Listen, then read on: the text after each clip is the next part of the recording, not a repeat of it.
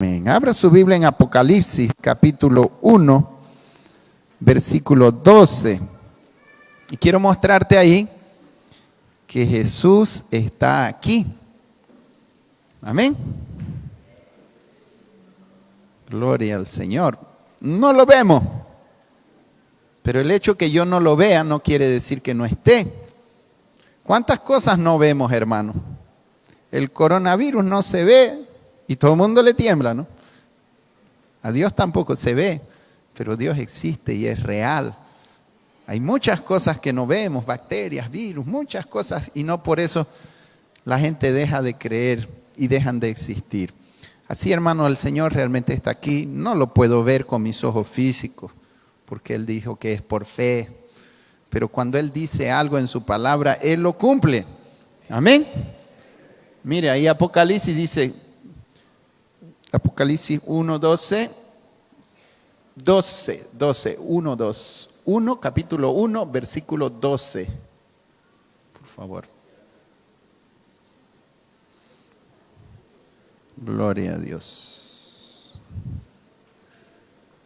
Allá la multimedia, por favor. 1, capítulo 1, versículo 12. No 12, 1. 1, 12, por favor.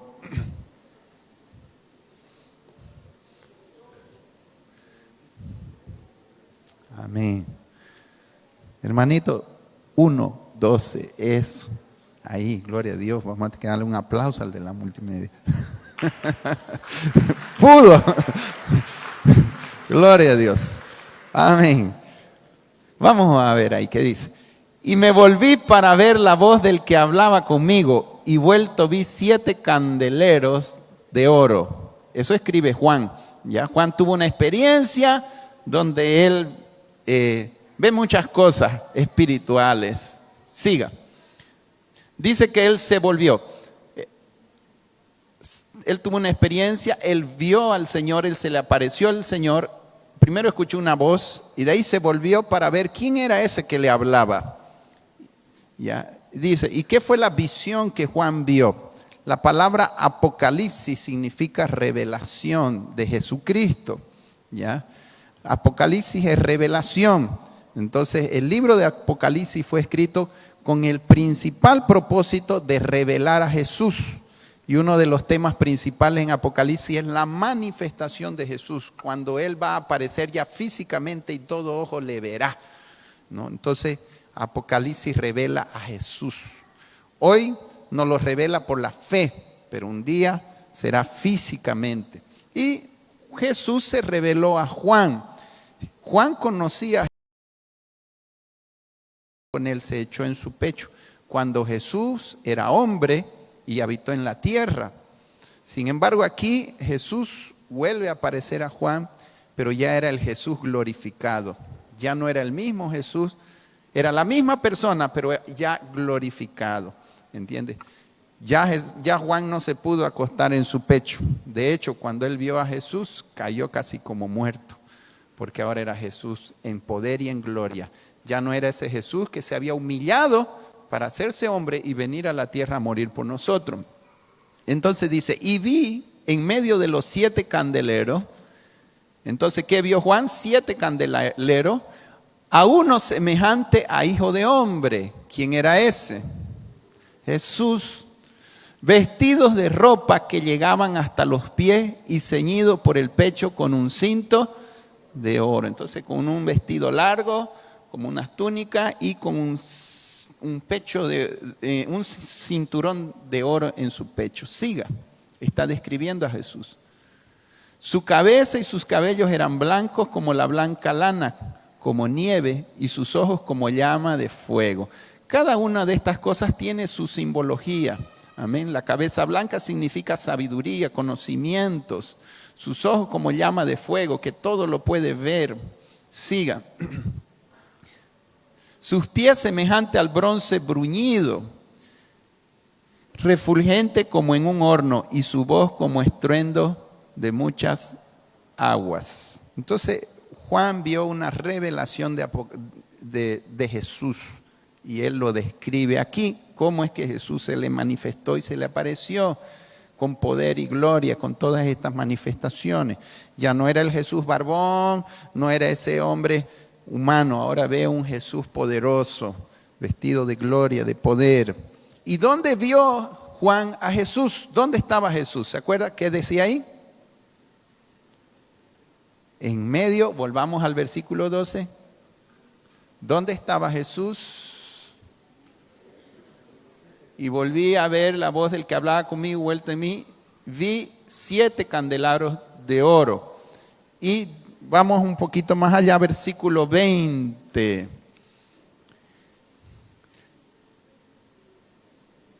Yo lo he resumido. Juan ve a Jesús en medio de 7 candeleros. ¿Ya? ¿Qué son estos candeleros que Juan vio? ¿Qué representaban? El mismo Apocalipsis un poco más adelante dice, entonces Juan vio a Jesús también con 7 estrellas en su mano derecha y lo vio parado en medio de 7 candelabros. Y dice, el misterio de las 7 estrellas que has visto en mi diestra y de los 7 candeleros de oro. Las 7 estrellas son los 7 ángeles de las 7 iglesias, son los pastores de las 7 iglesias a las cuales Jesús les manda una carta.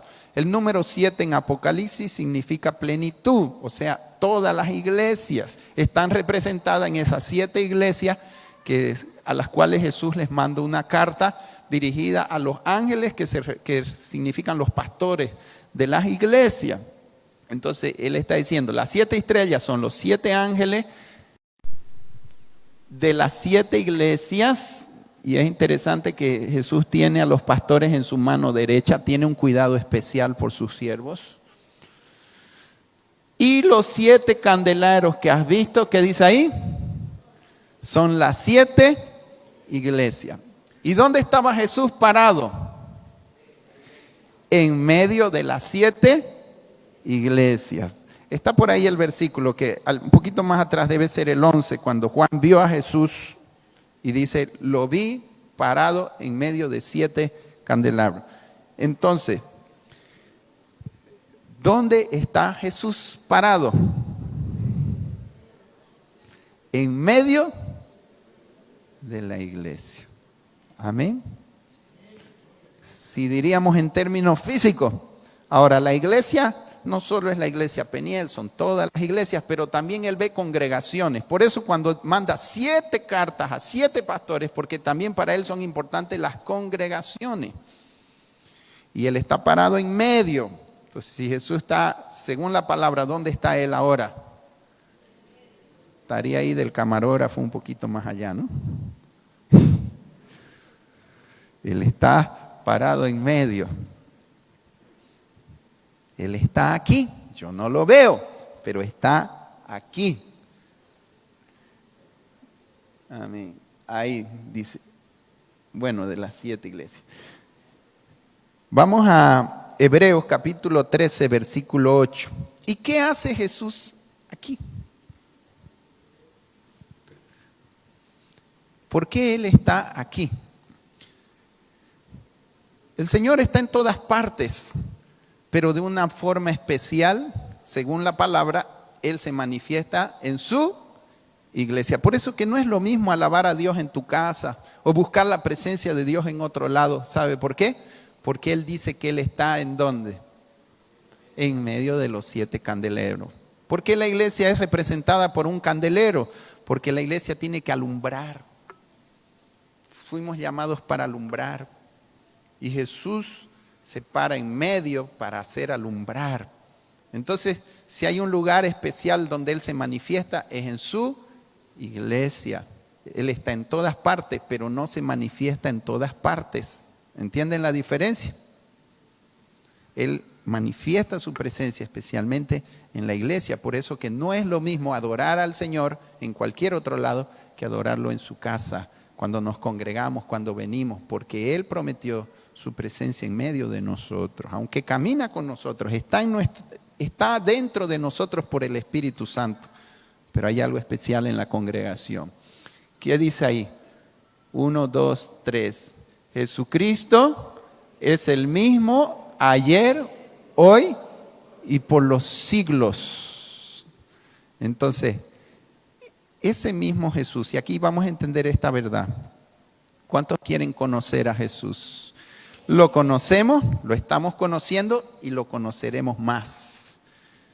Él es tan grande que se requiere mucha revelación. Él se va revelando a nuestras vidas, lo vamos conociendo cada día más. Y la mejor forma en que Él se da a conocer es por medio de su palabra. Cuando entendemos entonces que Jesucristo es el mismo de ayer, hoy y siempre, quiere decir que Él en esencia, en carácter, Él no cambia.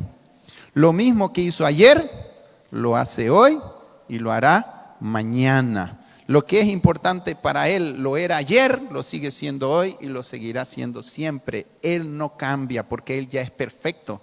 Nosotros sí necesitamos cambiar, pero Él no cambia. Entonces, lo que Él hacía antes, lo hacía hoy. Entonces, ¿por qué Él está? ¿Para qué Él está aquí en medio de nosotros? Él está haciendo lo mismo que hizo ayer, lo está haciendo hoy. Entonces, ¿para qué vino Jesús a la tierra?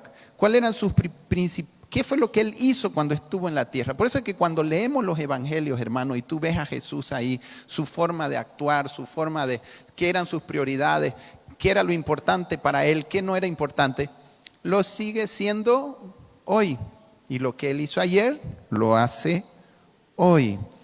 Entonces vamos a ver Mateo capítulo 4, versículo 23, y vamos a entender qué hace Jesús en la iglesia. Lo mismo que hizo antes. ¿Para qué Él está aquí?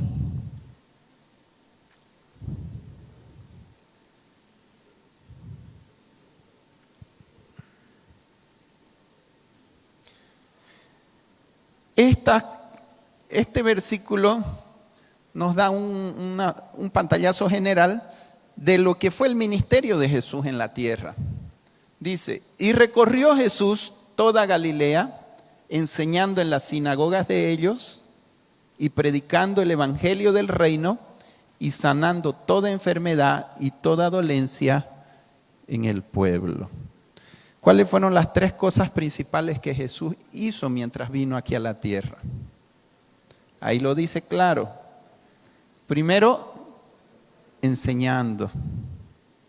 Entonces, si aquí vamos a ver el orden de prioridad de lo que es más importante. Si sabemos que Jesús está aquí, en su iglesia, su cuerpo, podemos decir que Jesús se manifiesta al mundo a través de nosotros, porque somos el cuerpo de Jesús. Pero Él está aquí y Él obra en nosotros y a través de su iglesia. Entonces, si la prioridad para Jesús es enseñar, tres cosas hace Jesús: enseña, predica y sana. ¿Para qué está Jesús en la iglesia? Para enseñar, predicar y sanar. Cuando hablamos de predicar, hablamos de arrepentimiento, conversión, salvación. ¿Okay? Entienda la diferencia. Cuando hablamos de enseñar, hablamos sobre los principios de la vida. Cómo ser un buen esposo, cómo ser una buena esposa, cómo enseñar a tus hijos, cómo manejar la finanza, la sexualidad. Todo en la vida tenemos que aprender. Y Jesús hace estas tres cosas. Ahora, ¿por qué para Él es más importante la enseñanza? ¿Por qué de estas tres la principal es la enseñanza? ¿Por qué Jesús empezó primero enseñando, después predicando? En cierta forma porque Él también estaba en medio del pueblo judío, que de alguna forma ya era un pueblo que conocía las cosas de Dios. Es importante la enseñanza porque es mejor prevenir que lamentar. ¿Qué prefiere usted? ¿Aprender a estar sano o sanarse? ¿Ah? Entonces, si aquí todo el tiempo yo hablo de sanidad, sanidad, sanidad, pero no te enseño cómo vivir una vida sana, pues no es mucho mejor prevenir que lamentar. Amén. De ahí que la enseñanza es tan importante. ¿Por qué? Porque ahí nos enseña cómo vivir para que viviendo de esa manera evitemos tener que estar predicando arrepiéntase, arrepiéntase, arrepiéntase. ¿no?, que habla de predicar o sanar. Ve que una iglesia donde hay enseñanza se evita muchas cosas. Pero se necesitan estas tres cosas. Las tres son importantes.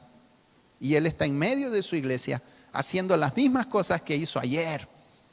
Porque Él es el mismo de ayer, hoy y siempre. Entonces, por eso que es bueno y es importante que en la iglesia hayan estas tres cosas: enseñanza, predicación y sanidad.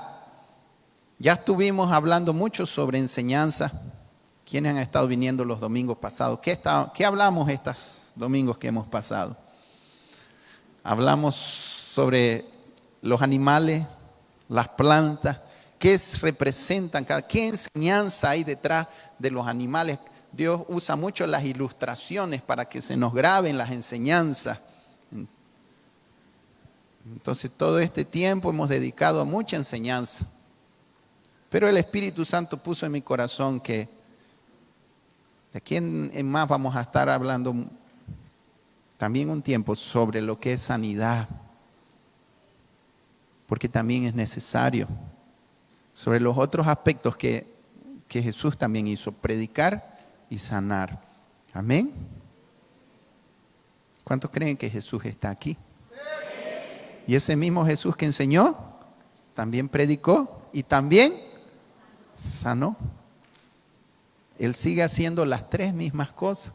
Así que si tú has llegado a este lugar con algún dolor, enfermedades físicas, espirituales, emocionales, el tema de la sanidad es muy amplio, porque el pecado afectó al ser humano en todo su ser, espíritu, alma y cuerpo fue afectado y afecta.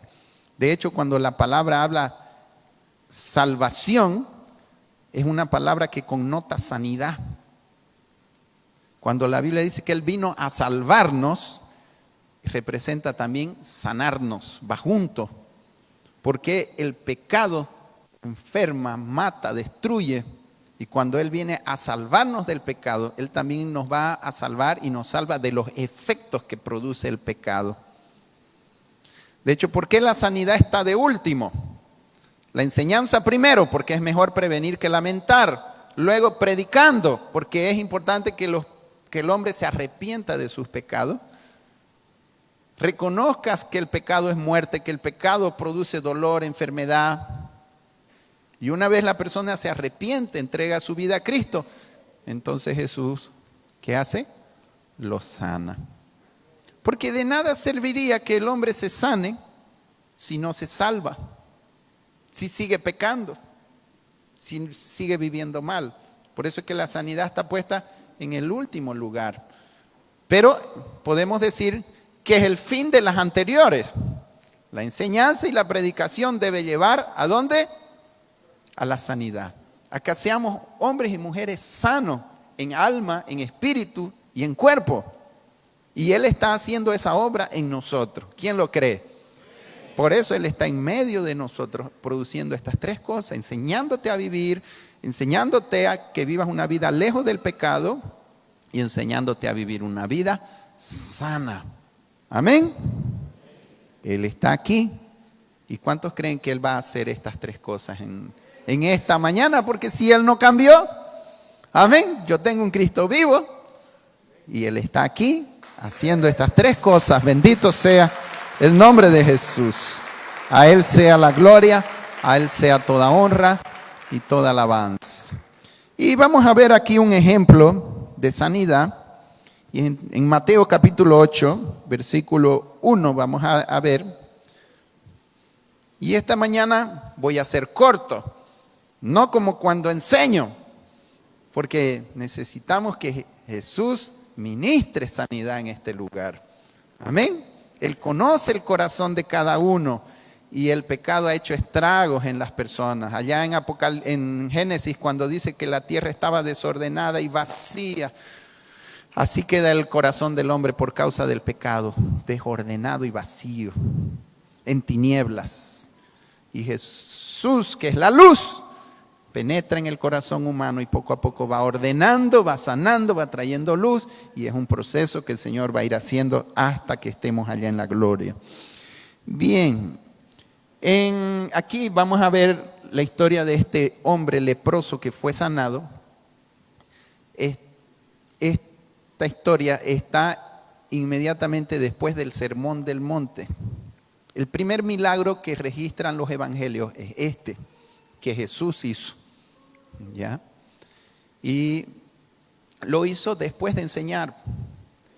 Desde el capítulo 5 de Mateo hasta el capítulo 7, Él enseña el Sermón del Monte, un sermón maravilloso. Ya he predicado, creo que durante 3 meses, domingo a domingo, todo parte por parte el Sermón del Monte. Ahí te enseña el estilo de vida que Dios quiere que tú vivas.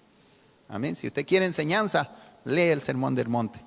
Tú quieres saber cómo vive un cristiano, vive el Sermón del Monte, que es desde el capítulo Mateo, capítulo 5, desde el versículo 1 hasta los 2 capítulos, Mateo 5, 6 y 7, son 3 capítulos prácticamente. 3 capítulos de esa enseñanza de Jesús. Y luego que Él terminó de enseñar, dice, cumpliendo lo que Él había dicho que hacía, cuando descendió Jesús del monte, de la enseñanza, del Sermón del Monte, le seguía mucha gente. Es bonito que la gente no solo seguía a Jesús por las sanidades, le seguía por las enseñanzas. Y eso es siempre mejor. Y he aquí, vino un leproso y se postró delante de él, diciendo, Señor, si quieres, puedes limpiarme. Entonces, mire, imagínese Jesús descendiendo del monte, la multitud detrás, y aparece este hombre leproso. ¿Y cuál es la actitud que este hombre tomó? Imagínese, en ese tiempo los leprosos no tenían cura, sanidad. Ellos eran relegados a vivir aislados, no podían relacionarse con la gente. Eran como el COVID toda su vida prácticamente, sin poder relacionarse, sin poder acercarse por las personas, y poco a poco iban muriendo. Por eso es que la lepra representa el pecado en la Biblia, ¿ya? Porque hay mucha similitud entre la lepra y el pecado. El pecado nos aleja de las demás personas.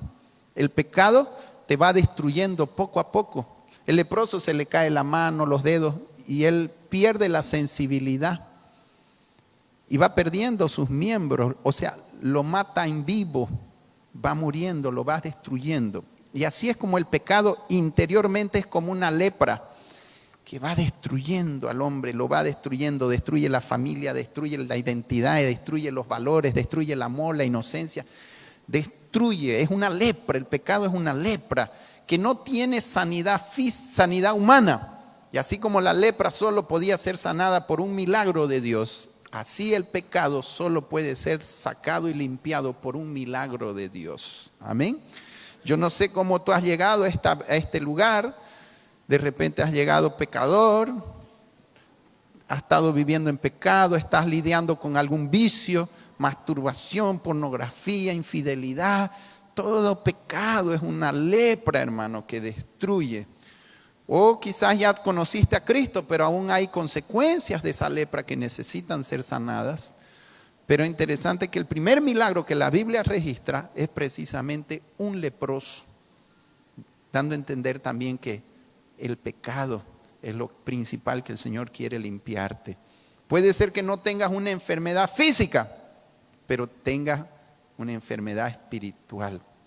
O también física, porque Jesús sanó tanto por dentro como por fuera a este hombre. Yo sé que él fue sanado en su interior y también en su exterior, porque el pecado hace exactamente eso. Te destruye por dentro en primer lugar, pero después te va destruyendo por fuera. Entonces no es casualidad que sea un leproso el primer milagro que registran los evangelios. Amén. Yo llegué leproso al Señor. ¿Cuántos leprosos han llegado acá? Y unos más leprosos allá en la rehabilitación, ¿no? Ya estaban sin brazos, sin piernas, ya estaban ya bien avanzados en su lepra. Pero no hay lepra que el Señor no pueda limpiar. Y Él es el mismo de ayer, hoy y siempre. Y está aquí para limpiar a los leprosos. Si tú reconoces, hermano, que has sido un leproso o todavía estás sufriendo algunas consecuencias de lepra, porque ahí a veces el Señor limpia así y otras veces pasa por procesos, pero Él está ahí haciendo el mismo trabajo. Lo importante, hermanos, es reconocer. Este hombre dice, vino un leproso. He aquí vino un leproso. Jesús no lo fue a buscar. ¿Quién buscó a Jesús ahí? El leproso. El leproso. ¿No? Nosotros necesitamos de Él. Él no necesita nada de nosotros. Entonces, ¿vino a quién? A Jesús. He aquí vino un leproso. Si tú reconoces que eres leproso, haz lo que este hombre hizo. Vino a Jesús. Y si Jesús está aquí en esta mañana, ven a Él. Más adelante te voy a hacer la invitación para que tú vengas aquí por la fe al altar, como hizo este hombre. Este hombre está aquí como modelo para nosotros. Él vino a Jesús. Él no se quedó allá en su casa, a ver, ojalá me sane. No, Él dio un paso de fe. Pero yo no me puedo sanar allá en mi asiento. Él es soberano, pero siempre Dios espera de nosotros un paso de fe. Algo que demuestra que tú quieres ser limpiado, que ya estás cansado de la lepra del pecado, que te cansaste de la masturbación, la infidelidad. Yo no sé cuál será tu lepra, pero este hombre se nota, él reconoció que ya no quería ser leproso. Él no se quedó estático, no se quedó parado, él vino a Jesús. Que en esta mañana tú tomes la misma actitud de este hombre y vino un leproso. Probablemente, ¿por qué vino este leproso? Porque aquí Jesús no estaba predicando, ¿cómo supo este leproso que Jesús lo iba a sanar? Probablemente el leproso estuvo también escuchando el sermón del monte. Allá en Mateo 7:7, mira qué dice. De repente yo creo que este leproso debió haber escuchado el sermón del monte, porque siempre la palabra de Dios nos da fe. Yo creo que la fe de este hombre, porque este hombre actuó con mucha fe, debe haber sido, si es que él no estuvo en el mismo sermón, es muy probable que alguien que estuvo habló con él. ¿Cómo sabía que Jesús lo podría sanar? Claro, para nosotros es más fácil hoy, pero en ese tiempo Jesús era un simple hombre para las personas. Un gran profeta, Dios había usado grandes hombres, profetas que sanaban, que hacían milagros, pero para él tuvo que escuchar de algún lado de que podía ser sanado a través de Jesús. Ahí seguramente le escuchó esto: pedid y se os dará, buscad y hallaréis, llamad y se os abrirá. Amén. Jesús tiene que adivinar que yo quiero ser sanado y Él tiene que venir y sanarme. Tú tienes que pedir, tú tienes que buscar, tú tienes que ir a Él, como hizo el leproso. Buscó la forma y el momento para ir a Jesús. Llamó, pidió, se postró, hizo algo. No se quedó estático, no se quedó parado. ¿Cuántas cosas ya me sanó el Señor a mí? Desde que me convertí, hermano. Claro, siempre esta carne es corrupta, ¿no? Si no es una cosa, es otra, que ya uno se enferma, se resfría, se mal de barriga, que mal de cabeza, pero sabe, siempre Él me ha sanado. Amén. Yo aprendí, como dice Salmo 103, si no me acuerdo 4 o 5, dice, Él es quien sana todas tus dolencias. Aprendí a venir a Jesús. Dios usa médicos, usa también. Pero ven a Jesús. Ven a Jesús. Búscalo. Muchos no van al brujo, van a los médicos corriendo, van a cualquier cosa. ¿Sabe? En Jesús hay una verdadera sanidad, mucho más profunda que la física, la del corazón. Amén. Volvamos a nuestro leproso ahí. Mateo 8:1. Entonces probablemente él escuchó esa promesa y es por eso que él fue a buscar a Jesús. Cuando descendió al monte, síganles al otro mucho. Y aquí vino un leproso y se postró ante él. ¿Con qué actitud necesitamos venir a él? Primero hay que tener la fe y moverse en fe de que él te va a sanar. Si el leproso no creía que Jesús lo sanaría, ¿para qué lo iba a buscar? Él creyó en el poder sanador del Señor. Se movió por fe. Se movió entre la multitud y llegó hasta Jesús y se postró. Es la actitud que Dios espera de nosotros. Él no vino a exigir nada. Él no vino a decretar nada.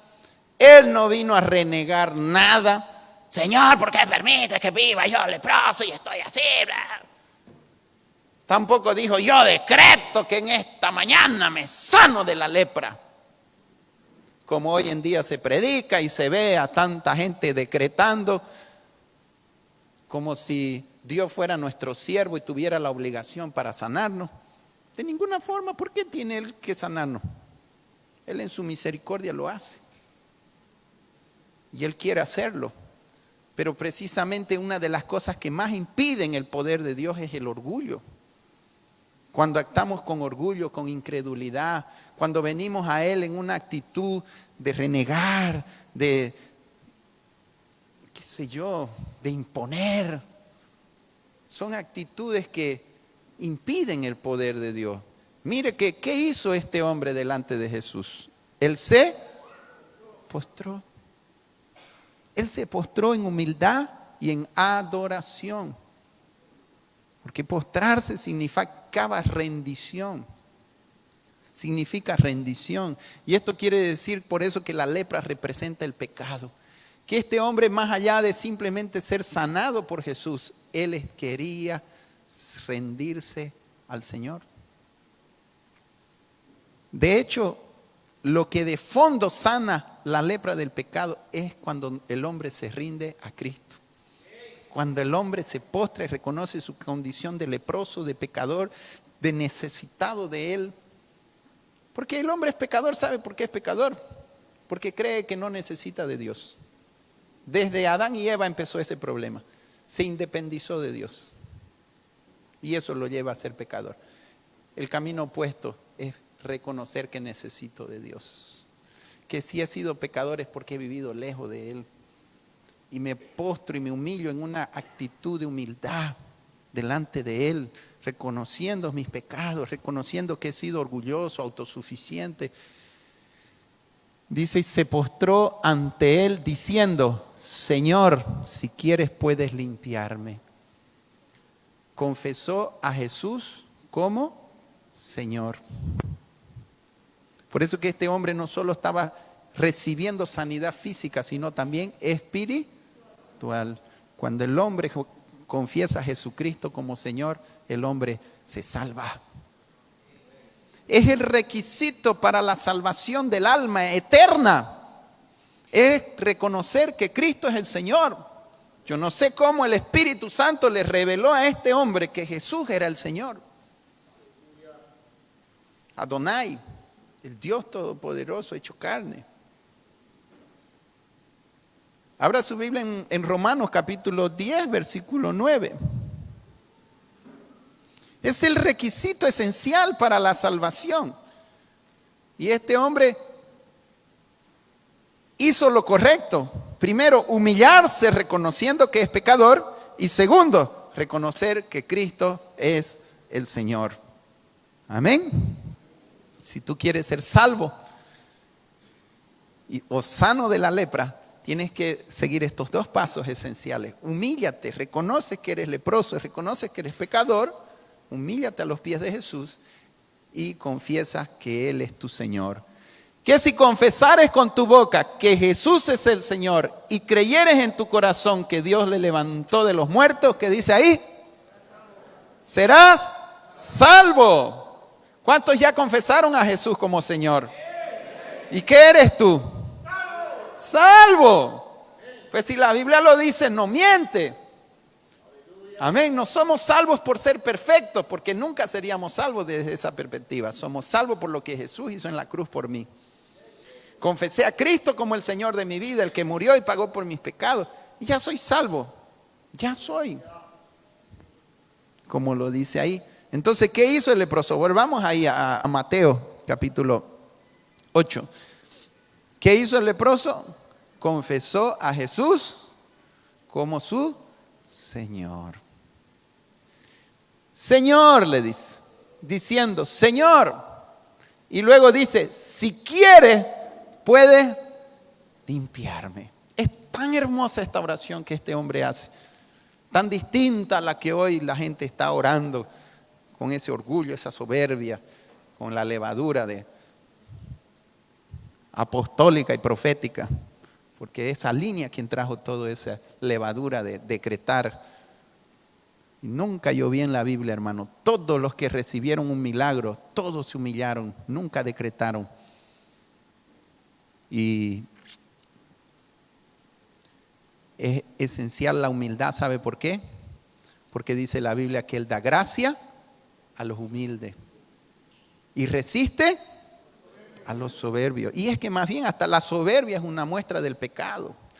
Entonces, para recibir la sanidad es necesario venir con una actitud de humildad, de quebrantamiento, nada de orgullo y de soberbia.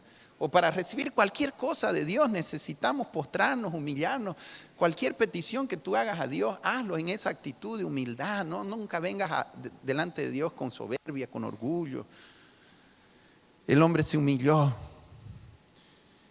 Y aquí vino un leproso y se postró ante él diciendo, Señor, si quieres, puedes limpiarme. Señor, tienes que limpiarme.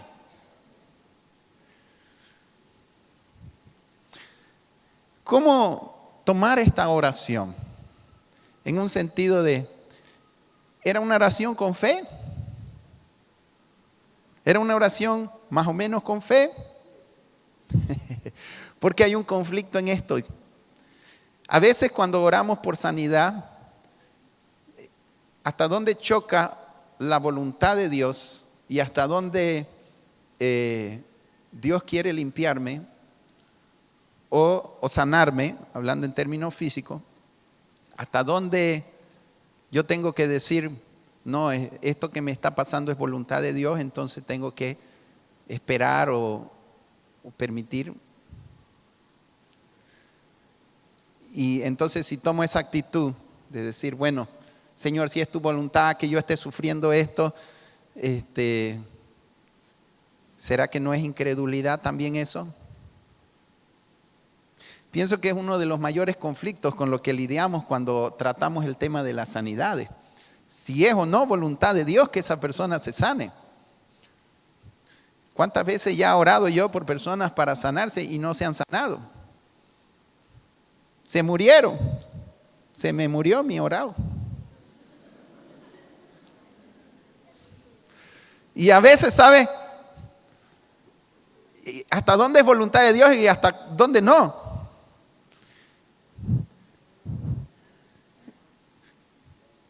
Personas tan consagradas a Dios, por las cuales hemos orado, de mil formas, ayunado y hecho de todo.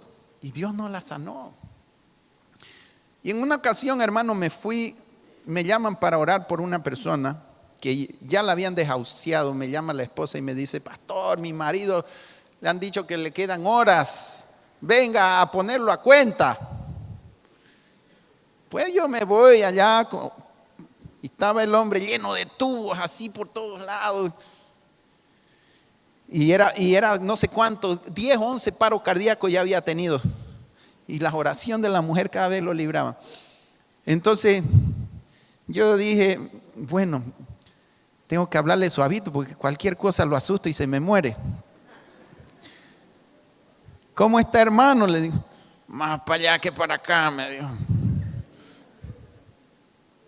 Bueno, Dios tiene la última palabra. Yo así, ¿no? Pero yo mismo medio incrédulo. Póngase pues a cuenta con su mujer, con sus hijos, porque el hombre, Dios le había dado tantas oportunidades, se sanaba y volvía a las mismas cosas.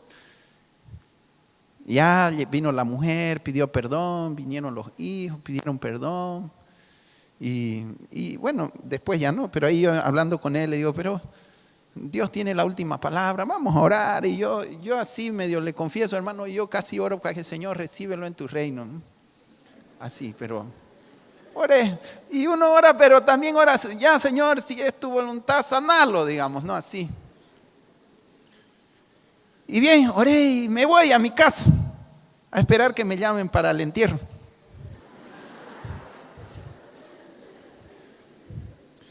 Y nada, un día, 2 días, 3 días, y pasó una semana y no me llamaron.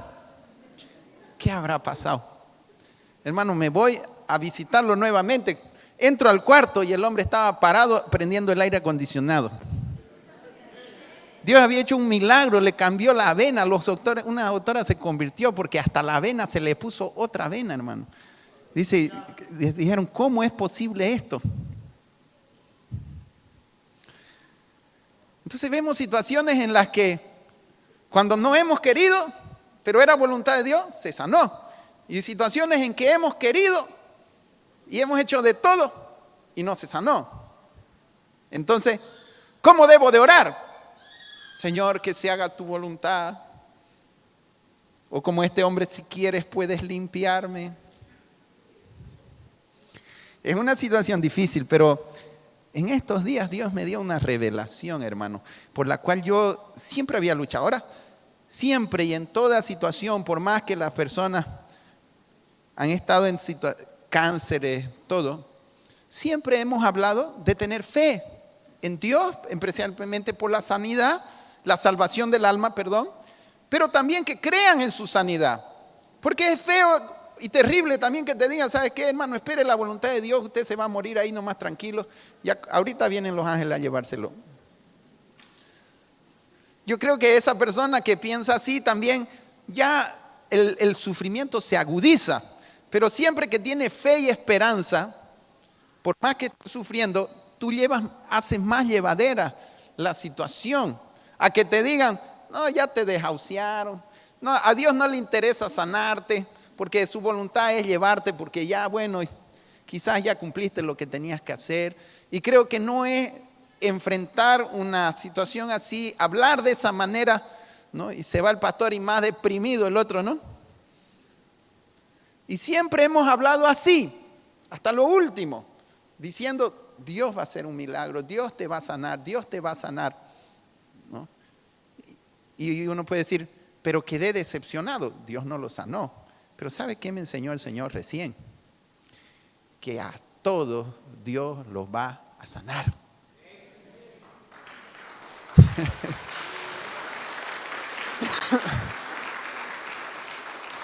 Lo que pasa es que, ¿qué es la fe?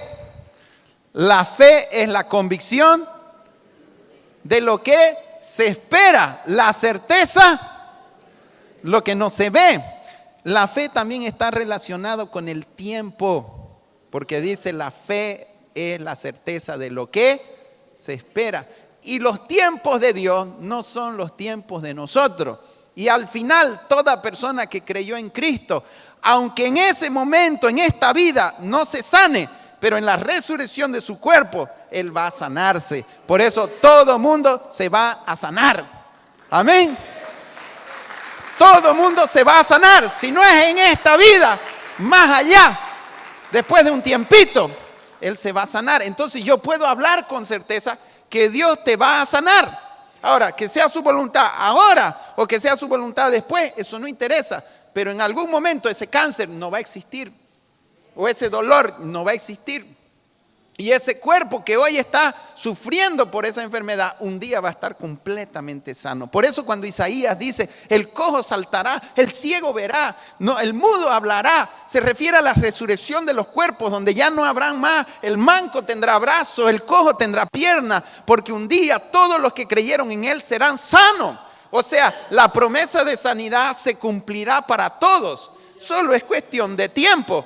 Entonces yo enfrento la enfermedad o las dificultades con esa fe. Si no es el tiempo ahora, lo será después. Pero sí o sí la persona se sanará. Y tiene que enfrentar la enfermedad con esa fe, creyendo. Por eso es que el hombre leproso dice, si quieres, puedes limpiarme. El leproso no dudó del poder de Dios. Él no dijo, si puedes, límpiame. Él no dudó en ningún momento que el Señor no podría sanarlo. Él tenía la certeza que el Señor lo sanaría. Pero no, lo que él dejó a su criterio era el tiempo de él. Si quieres, puedes limpiarme. Él es por decir la voluntad de él. Y algo que Jesús revela inmediatamente después de esto, Jesús dice, leamos el versículo siguiente. Jesús extendió la mano y le tocó, diciendo, quiero. Eso revela que Jesús siempre quiere sanar. Que Jesús siempre quiere sanar. Aquel que está aquí en medio de nosotros quiere sanar. Es su voluntad. Pero en algunas ocasiones no es su tiempo. Y es ahí donde tenemos que entender la diferencia y no dudar de que Él quiere sanar y de que Él va a sanar. Y por eso cuando decimos confíe, porque la fe es la convicción de lo que se espera, la certeza de lo que no se ve, confíe que aunque en el momento usted no está sano, pero en algún momento usted lo estará. Amén. Abra su Biblia ya en 2 de Corintios, capítulo 12, versículo 8 al 9. Y esto lo podemos ver en el ejemplo del apóstol Pablo. También el apóstol Pablo vino a Jesús por una enfermedad. Parece que él estaba teniendo problemas con la vista y eso lo quebrantaba, lo quebrantaba su corazón. Alguna enfermedad había en el apóstol Pablo. El apóstol había orado por mucha gente, sanidades y milagros hechos a través de su vida. De repente él se encuentra enfermo y ahora le toca a él, ¿no? Dice Jesús Corintios, por favor. 2 de Corintios 12, 8 y 9. Y aquí vamos a entender ese principio que estábamos hablando del tiempo, ¿no?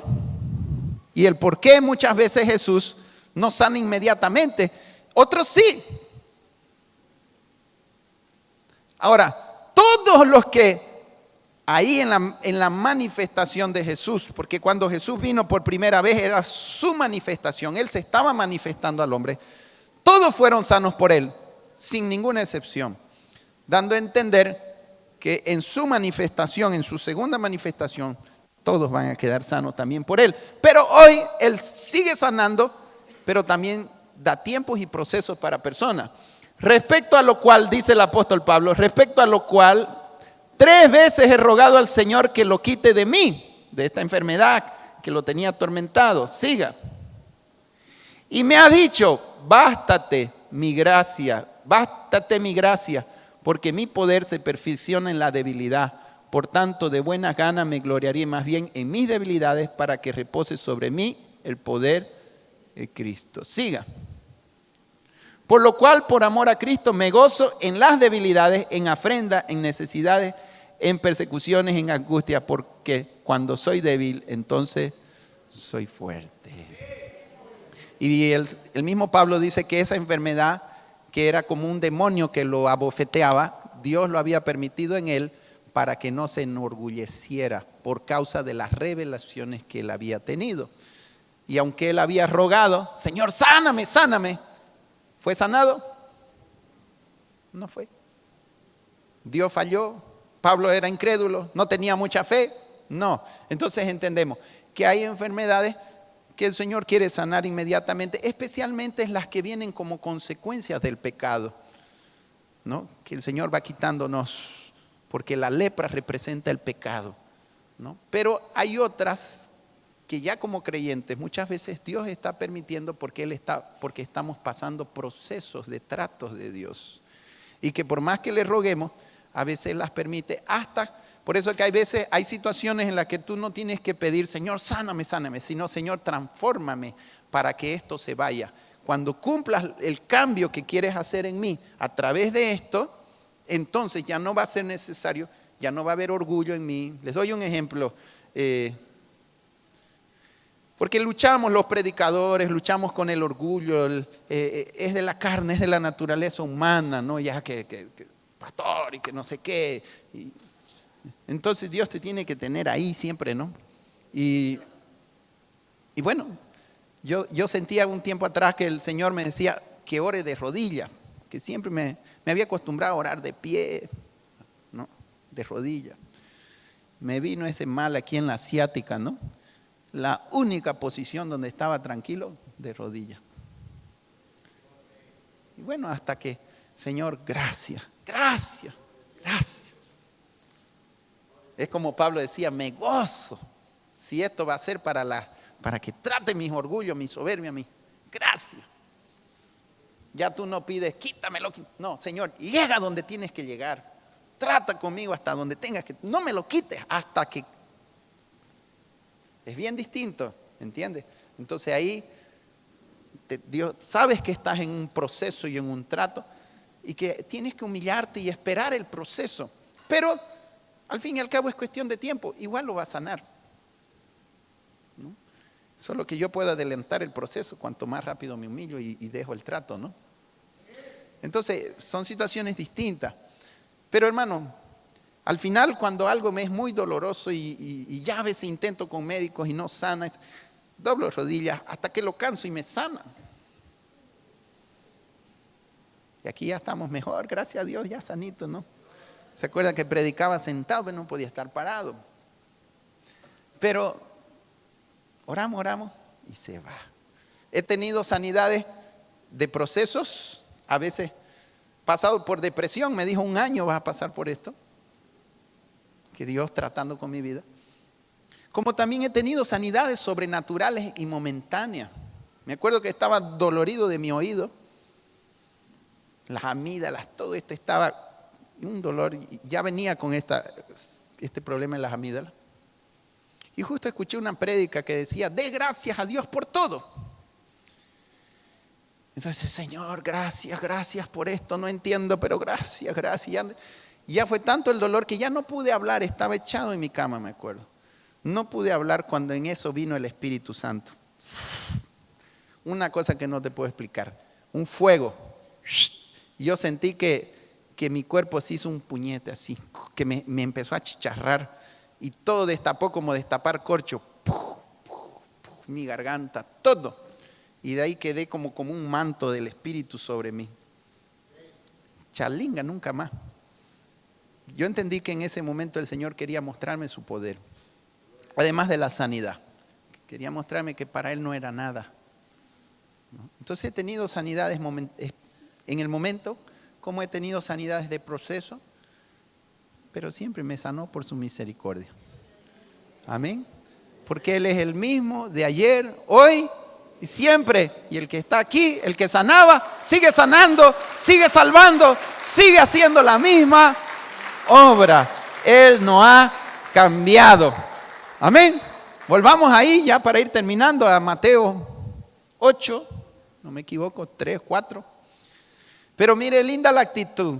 Vino a Jesús, se postró y rindió a Él su problema. Si quieres, puedes limpiarme. Rindió. Si quieres, Él no dudó del poder de Dios. Y el Señor le reveló que Él sí quiere. Él quiere limpiarnos a todos de todo dolor, de toda enfermedad, de todo. Para eso murió en la cruz. ¿Qué más muestra de que es su voluntad? De que fue a la cruz. Y quieren ver de que un día toda enfermedad va a desaparecer. Ahí en Isaías 53, 4 y 5, mire qué dice.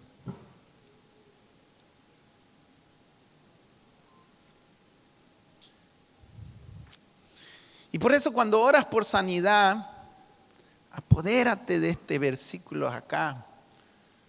porque parte de su obra es la sanidad, la salvación y la sanidad van de la mano. Y Él terminará esta obra. Hoy su mayor interés no es sanar el cuerpo, lo hace sí. Pero Él sabe que un día Él va a terminar esa obra. Y de todas maneras, puede que Él sana hoy el cuerpo para que vivamos una vida sana, pero de todas maneras el cuerpo va a morir. No es algo eterno el cuerpo. Ciertamente llevó nuestras enfermedades y sufrió nuestros dolores, y nosotros le tuvimos por azotado, por herido de Dios y abatido. Allá en la cruz llevó las consecuencias de nuestros pecados, que son el dolor, el sufrimiento. Él pagó, mas el herido fue por nuestras rebeliones. Entonces es nuestros pecados lo que nos llevan a la enfermedad, al dolor. Molido, ¿por qué? Por nuestros pecados. El castigo de nuestra paz fue sobre Él, y por sus llagas fuimos nosotros curados. No dice seremos, ¿qué dice? Porque para Él el tiempo no es problema. Al final todos seremos sanos. Todos al final vamos a resucitar con cuerpos glorificados. Pero somos ya, desde aquí ya empezamos a ser sanos, pero Él nos dará una sanidad definitiva en su venida. Por eso es que con toda seguridad dice ahí, fuimos nosotros sanos. Y lo da por hecho. Por eso es que no dudes cuando oras por un enfermo, no digas si es voluntad de Dios, puede que te sanes, puede que no te sanes. No. Al final se va a sanar. Si aquí ahora sí o si no después, pero algún día lo que hoy te agobia no existirá más. Algún día será una cosa del pasado. Nunca más existirá en tu vida lo que el dolor, la enfermedad, la opresión. Pero ya en vida, aquí también el Señor está sanando, como lo hizo con el leproso. Volvamos ahí ya para terminar. Dice que Él se postró. Lo primero que Jesús hizo fue tocarlo. ¿Qué representa eso? Mira, aquí vamos a ver cómo obra Jesús cuando va obrando la sanidad. Cuando nos humillamos, nos postramos, nos rendimos a la voluntad de Dios. Entonces actúa el poder de Dios. Eso desata el poder de Dios. Cuando hemos venido a Él. Dice que un corazón contristo y humillado, Él no resistirá. Entonces Él cuando ve a alguien postrado, arrepentido, humillado, rendido a su voluntad, Jesús se conmueve. No, a este lo voy a tocar. Porque está humilde, está como yo quiero que esté. Lo primero que hizo, dice que Jesús lo tocó. Imagínense cuánto tiempo este leproso distanciado de... Nadie podía tocar un leproso, porque cuando lo tocaba, esa lepra le contagiaba al otro. Pero con Jesús es diferente. En vez que la lepra se le prenda a Jesús, Jesús sanó la lepra. Amén. Ese toque de Jesús, que fue lo primero que Jesús hizo. Jesús extendió la mano y le tocó. Representaba aceptación, amor, misericordia. Nadie podía tocarlo. Tenía que vivir lejos. Pero alguien lo tocó. Jesús lo tocó.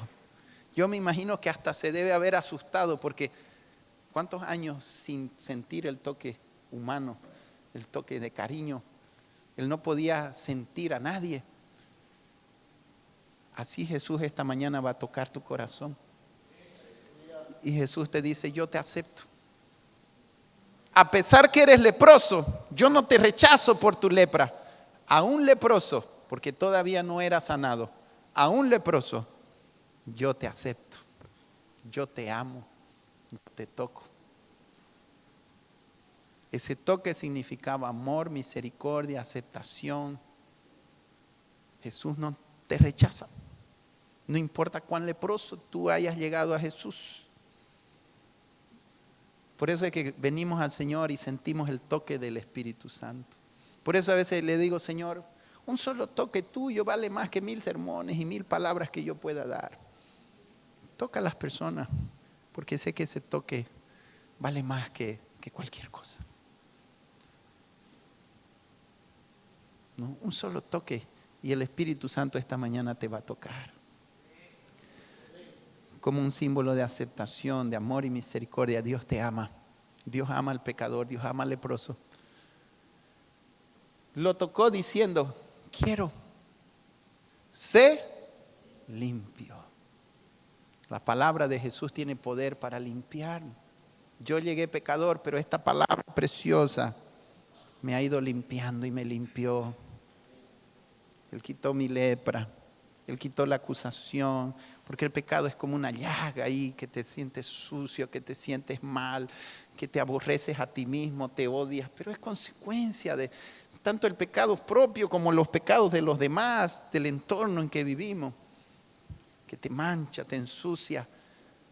Sé limpio, no solo de la lepra, sino también del corazón.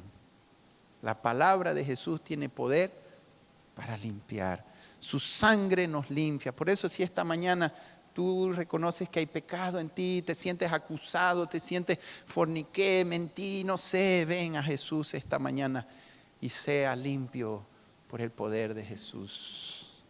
Amén. Sea limpio. ¿Y qué dice? Y al instante su lepra desapareció. El poder de Jesús, ese Jesús que está en medio de nosotros.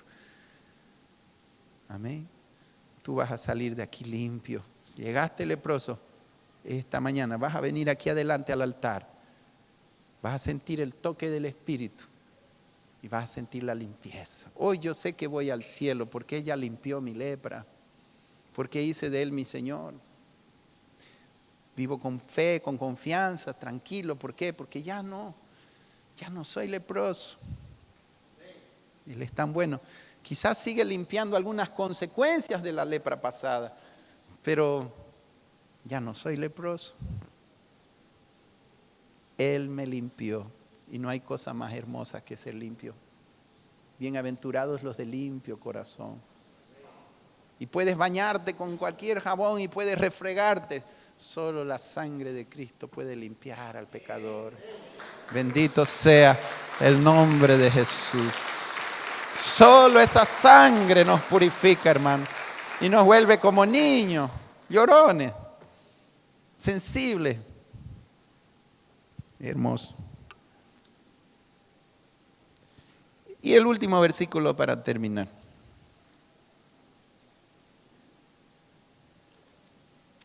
Entonces Jesús le dijo, mira, no le digas a nadie, sino ve, muéstrate al sacerdote y presenta la ofrenda que ordenó Moisés para testimonio a ellos. ¿Por qué Jesús hizo esto? Porque Él no quería ser un milagrero. Y aquí también entendemos que los milagros no fueron la esencia, las sanidades no era. Él no quería que interpretaran su ministerio como un ministerio solo de milagros. Los milagros eran consecuencia de la enseñanza, del arrepentimiento, la salvación. En otras palabras le decía, ve, muéstrate al sacerdote, intégrate al pueblo de Dios. Entonces Jesús nos sana principalmente para salvación. Y no es que no quiera que demos testimonio de la obra que Jesús ha hecho con nosotros, pero en este caso específico, Él no quería que la gente buscara a Jesús. En otras palabras, para nosotros se aplicaría así. No invites a la iglesia a la gente para ser sanada solamente físicamente. Que no busquen a Jesús por sanidad, los milagreros, ¿sabe? Y mucha gente que busca a Jesús por interés solamente, pero no quieren hacer de Él su Señor, como este hombre lo había hecho. Entonces, testifica de Jesús, pero testifica sobre todo para que reciban salvación y vida eterna, que es lo más importante, y no tanto la sanidad física, que también es real. Y quizás muchos vengan por una necesidad física, y que quizás tú has venido aquí buscando un milagro, y está bien, y el Señor no lo rechaza, pero usa eso para darte salvación. No es lo más importante. Por eso muchas personas vienen, se sanan y se van. Sanaste solo físico, pero eso es pasajero. ¿Cuántos esta mañana necesitan un toque de Jesús? ¿Cuántos quieren venir a Él? Quiero invitar la alabanza, por favor. Jesús está aquí haciendo las mismas cosas que hizo ayer. Enseñando, sanando, predicando y sanando. Gloria a Jesús. ¿Quién más? Ven a Jesús. Como hizo este leproso, se postró, se humilló. Y el Señor te va a tocar, el Espíritu Santo te va a tocar. Él está aquí. No es obra del pastor, no es obra del hermano, nada. Él está aquí, te lo puedo